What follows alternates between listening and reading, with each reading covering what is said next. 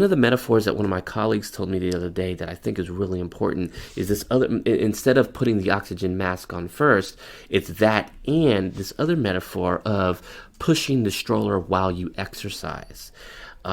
Let's look at the quintessential example of the person in this image is probably a mom, right? I can probably, she may not be a mom. I don't want to assume all the time, but she probably is a mom because she's going for a run and she's taking her toddler or her infant out with her.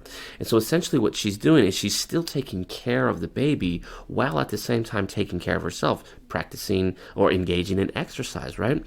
The reason I really, really like this metaphor is because let's say you're doing trauma-informed care work, and let's say you're working with parents. Parents sometimes don't have a moment to themselves. Sometimes they have to be super resourceful and figure out a way to take care of themselves when their baby is crying.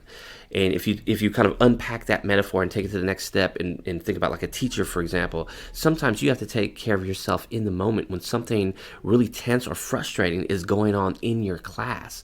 And that can be some of the most powerful forms of self-care because it's when you don't do that in the moment that those experiences compound upon themselves and build up and basically end up in a blow up or a burnout or something like that, right? Being really, really stressed out and, quote unquote, needing that vacation and having to get away from your job, right? What if that didn't happen? What if you had techniques? What if you had approaches to thinking about self-care that would be helpful for you actually in the moment when something's happening? So that's why I just love this metaphor that my colleague came up with because it makes me think of the term co-regulation.